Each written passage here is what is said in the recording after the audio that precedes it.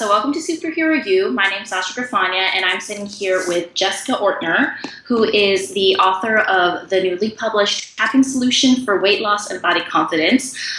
So we'll just go ahead and get started. So if you could just tell me a little bit about, we've had you on here before, so just a brief overview of what tapping is, how you got involved, and what this book is about, really. Yeah, absolutely. Well, first off, thanks for having me. I'm such a big fan of everything you guys Thank do. you.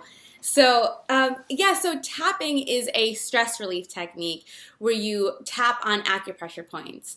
Now, when we have a stress or an anxiety, as you know, Sasha, we don't just feel it in our brain. We have it in our whole body. You know, some of us even get like a stomach ache or a pressure in our chest. And so what we're doing here is we're getting clear on the thought that's creating the physical anxiety in our body. And when we do that, when we get very clear on what that thought is, what we're able to do is focus on that thought while we stimulate these acupressure points. And what that does is it sends a really calming signal to your brain, letting your brain know that it's safe for you to relax. So you can get to the point where you can still have that thought that made you anxious and nervous before, but now you don't have that physical anxiety, and you really take your power back. You know, once you're able to feel calm, that's when we're creative and we're resourceful and we're intuitive. So it's really all about relieving stress. Great. And you've done a lot of work with the Tapping Solution before, so why this book? What was your sort of origin story that prompted this book? Yeah, I never thought I would ever write a book about weight loss or body confidence, because that really was one of my biggest struggles in my life. And it was something that I wasn't public about, but since I was a little girl, I would find myself binge eating and using food as a way to escape. And then it wasn't until I hit puberty that I began to gain a lot of weight. And then what I would do is completely panic, and I'd start the latest fad diet, and I'd start exercising as a punishment for not being good enough. And for a very short time, it would work, and I'd be able to lose a little bit of weight until either something else happened that stressed me out or something else just grabbed my attention, and I'd find myself going back to those really unhealthy habits. And I had decided to make a documentary film about tapping, and I was using tapping on, really every aspect of my life except this, because I was so brainwashed to believe that it was just about diet and exercise, and that I just needed to find the best diet or that magic fruit that burns belly fat, whatever it was. I was looking for that pill and that magic trick. And one day I was at a conference. It was kind of one of those health seminars, and I went to register, and I gave the woman my name, and she said, "Oh, are you Jessica Ortner from the Tapping Solution?" And I was so excited that someone had recognized me, and I said yes, and she told me that she's a fan of my interviews. And then she looked me up and down and says, "You're a lot bigger than I thought." Now, I had, before that point, I had so much, I felt like I was battling this war against my body. And, I even had a mentor tell me I was fat and no one was going to listen to what I had to say until I lost weight. So this was a massive, massive open wound. And when she said it, something about her complimenting my work and then making that really awful comment really gave me the wake-up call that I needed. And I just thought, I can't hate myself thin, and I can't stress myself or stress my way to results. If I really want to make a difference, and not just my weight, but how I view myself in this world and my value, I need to take a journey within. And so I took everything that I was learning through making the documentary film, or, interviewing hundreds of people about this topic, and I started implementing it to myself and with myself, and the results were extraordinary. I lost 10 pounds in a month and then continued to get in better and better shape. But Sasha, I gotta say, this is the biggest thing, is that if we don't look at the way that we feel about ourselves, one, results are never going to be sustainable because we're miserable. A lot of people think that the only way to get healthier is to suffer, and if it's not pleasurable, it's not sustainable. And the second thing is, if we don't deal with the way that we view ourselves, thin is never thin enough, and good is never good enough. And so this book is just as much about body confidence as it is about getting those the physical results. I see.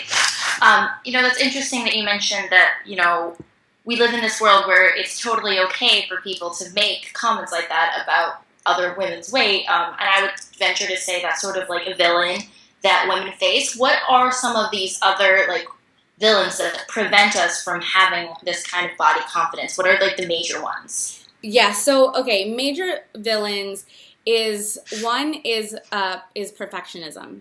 So a lot of women we're very, very hard on ourselves, and we do, we have other areas of our lives where we really excel, but body confidence and weight loss is something that if we feel like we're struggling with that, what I see happen a lot is this perfectionism mentality. And when you have that kind of mentality, what happens is you have this perfect diet, and then you eat a chocolate and you think, well, I just messed everything up, so I might as well finish the bag. And, it's like it's almost like, I read this once, it's like someone dropping their phone on the ground, and instead of picking it up, getting a sledgehammer and just, beating it up because you're like, I already dropped the phone on the floor. I mean, that's the way that we are with our diets. We have such pressure to do like this perfect diet, and that's a massive villain. The other villain is the pressure that society puts on us as women. And I really wanted to write this book for women because men also suffer from this. I know they do. And I do still believe that women have a very unique experience. At a very young age, we're taught that our value is dependent on how we look. And sometimes what we might do is we try to rebel against that villain. We rebel against that pressure with food, where we think, okay, yes, I'm binge eating, but at least I don't care what anyone else thinks. And so for a moment, when we're binge eating or doing something that's bad for us, it feels liberating because we're not letting that pressure dictate the diet. And all we're doing is swinging from one extreme to another without finding our own balance and realizing that health can't be something that we want to achieve for someone else, but it has to be a way that we nourish and validate ourselves so that we can be the best that we can be. So definitely not just the pressure is the villain, but the way that we react to the pressure is also a villain in itself. And then I think another villain is associations we have with things. For me, working out was a punishment for not being good enough. And so obviously I never would stick with it because, I do it for a short period of time and then I just get exhausted or want to do something better. And I used to look at people in the gym who were in shape and I'd think, like, why are you here? You look great. I always thought that it was just that working out, the only reason we're doing it is to get to an end goal, not for the present moment experience. So the other villain is that obsession with that end goal and not having a present moment experience when it comes to our health and our wellness. Okay.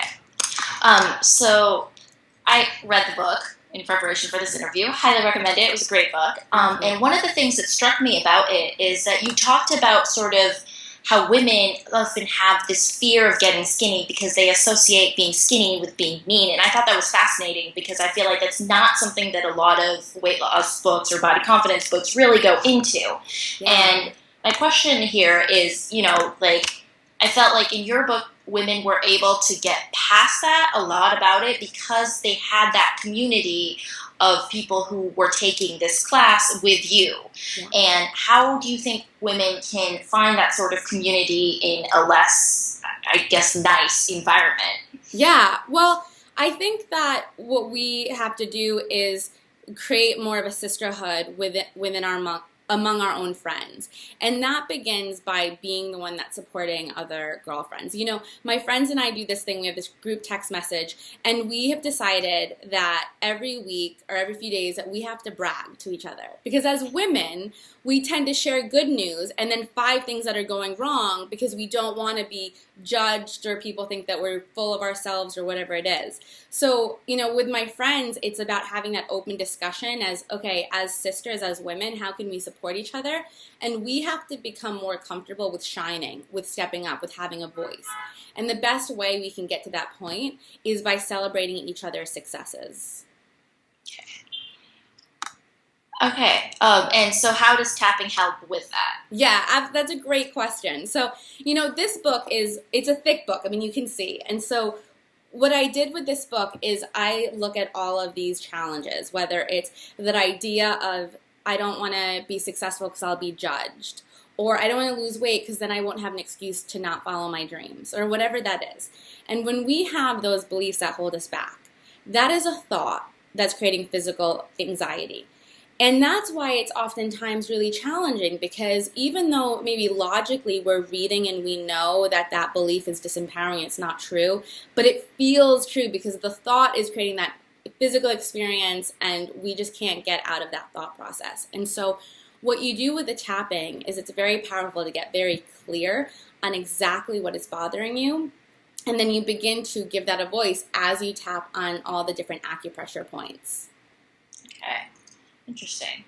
And do you think that tapping is helpful even for people who maybe are just a little bit not totally confident with their bodies? So in your book, there's a part where you say, when we dig deeper, we discover that it's the pain beneath the weight that prevents us from losing weight and feeling confident in the body we have. And so my question is, tapping, your book is marketed toward women, but women who've had a long struggle with weight loss and body confidence. And how can tapping help people who are just a little bit, like, they're not perfectly confident, but they haven't had a long weight loss journey? Do you know what I mean? Right. Yeah. It goes back to looking at the beliefs that are stopping you from stepping into your power and stepping into your superpowers. And so oftentimes women, because there's so much pressure for us to look a certain way, we make our body the big excuse for not following a dream.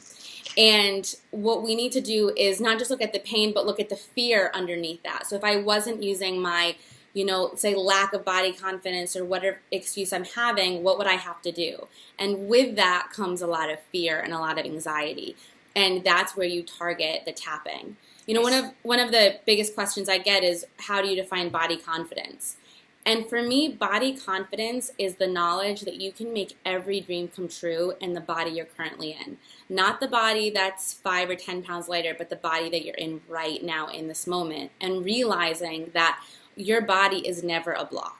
And yes, I know that we live in a world where a lot of people can point to different things and say otherwise. They say that person got that job or did that because they were thin.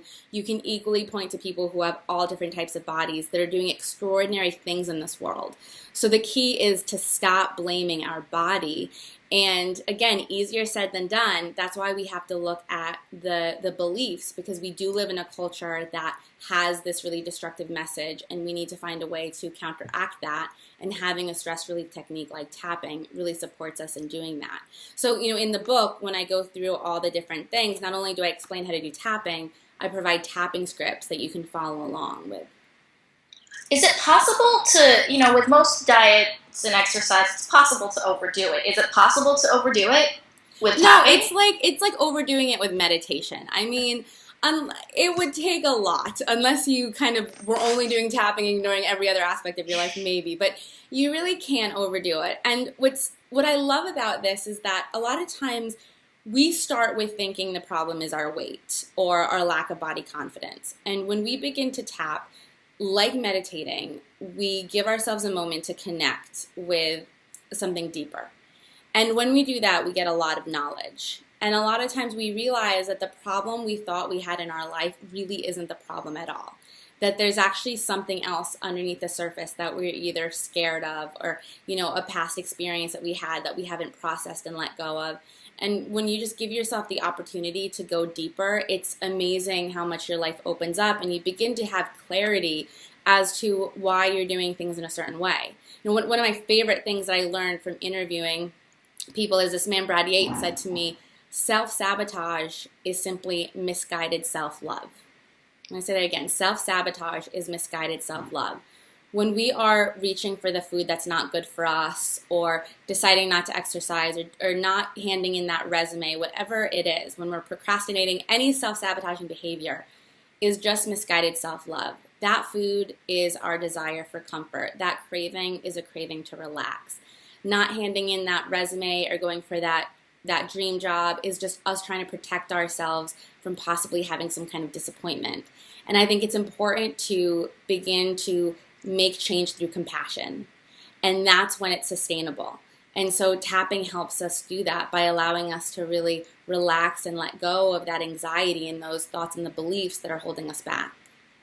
So it's all about kind of moving the thought process into your physicality, really, right? Yeah, so if you're having so when we're tapping, all we're doing is sending a calming signal to the brain. So if you have a very negative thought or a negative belief, but your whole body is relaxed, it doesn't really match up. And so when you're relaxed, kind of like when we're in the shower, we get great ideas, we're more resourceful. It's easy for us to go, that thought doesn't serve me, let me think something else, because we have control. So if we tap when we're actually thinking positive things, after we tap away, because we always have to focus on the anxiety first. You have to weed the garden before you plant the flowers. But if you let go of that anxiety and you're feeling calm, and you just start tapping and start saying positive mantras, again, you're just sending that calming signal. But now, since you have a positive thought, your whole body can relax into it and you can feel more congruent. Okay. And in the book, you talk about how that helps you start to want to exercise, which I thought was fascinating. And if you could just go into that a little bit, just so our readers know what we're talking about. Yeah, absolutely. Exercise is really interesting because, yesterday I was spending time with my 2 nephews and my niece, and they were just like running around and just jumping off things. And if they were adults, people would say they were exercising. And for them, they were just moving. They were in that moment. But then then people get older and they go into gym class. And suddenly there's first place and there's last place. And there's good and there's bad. And we have all these judgments around moving.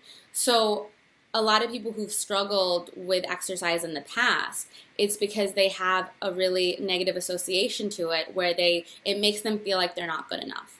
And also, if we have a very judgmental and critical voice when we exercise, that voice tends to become very, very loud, which makes it a really unpleasurable experience. I love to say that your body loves to move. What doesn't like to move is a mind that's constantly criticizing itself. So we have to look at the judgments that we have around movements, that we can get back to that place where it's a present moment experience, where it doesn't only feel good for our body, but it feels good for our soul. And my friend Erin Stutland has this great saying. She says, when there's movement in your body, there's movement in your life. And it's so true. I really think that there's something really divine about what happens to us physically, mentally, and spiritually when we move our body. And it's about letting go of the negative association so that we can fall in love with that experience again. Okay.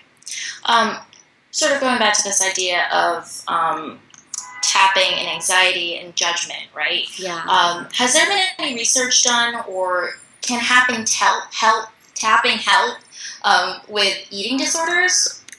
Yeah, there has been research done with, there's a woman, Dr. Petta Stapleton, who has for the last 20 years been studying eating disorders, everything from anorexia to also people that have food addiction. And she did do a research study where she only worked with women who were clinically obese.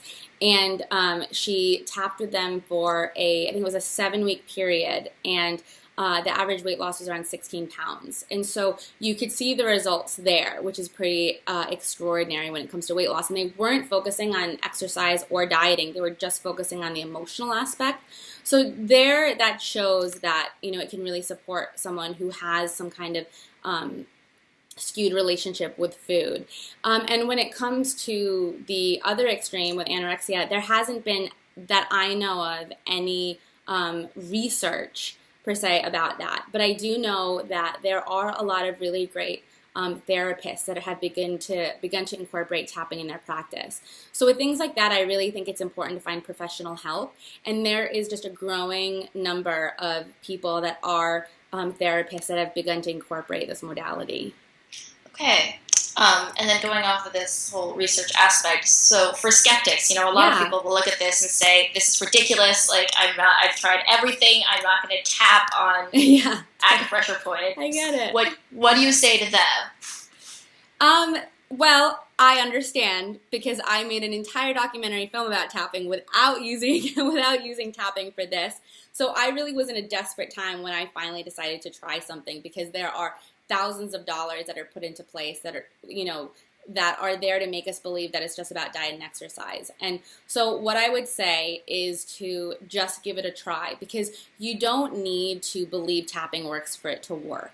All it is about, giving yourself an experience. So people who buy the book this week before this Friday, actually the Friday 13th it goes down, you get all of these bonuses, which also include a lot of free tapping audios. So all you have to do is press play and give yourself an experience. And this is not some quick fix. The results are instant. The results with how you feel with tapping are instant. This is what I love about it, is a few minutes of tapping and you feel relaxed. When it comes to weight loss, people are seeing incredible results, and this has to be a lifestyle change. If you're tired of doing the same thing where you stick with something for a week and then go back to your old habits, it's time to try something completely different. And if you were in any position like I was where you felt really desperate to make a change, then I really encourage you to just give it a try, because it's, besides the book, once you know how to tap, it's completely free, and it's a resource, something that you can use that not only impacts your healthy habits and your weight, but also just how you show up in life and your stress level. So I would just say give it a try, because you have nothing to lose. Okay, so I think that's mostly everything for me. Is there anything else that you think that people should know about this book that I have not mentioned?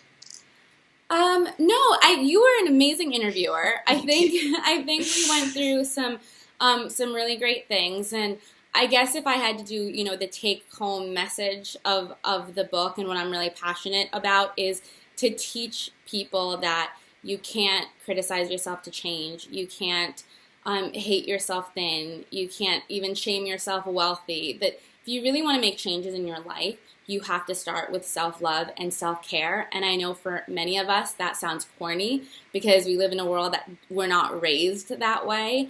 But that is the conversation that we need to have. We need to move this conversation to be more compassionate with ourselves, so that we can really tap into all our superpowers. Okay, great. So for people who are interested, where can they go buy the book? So I'm providing a link for you guys. So we'll pop it in underneath the video. And yeah, so like I mentioned, until this Friday, we have a lot of really great bonuses that you can download, from an interview with Dr. Mark Hyman to tapping meditations with me, and yeah, a lot of great goodies. So I hope you guys all pick up the book. This is what it looks like. It's pretty. Okay, well, great. Thank you so much for being on Superhero You. Awesome. Thanks for having me. Thank you.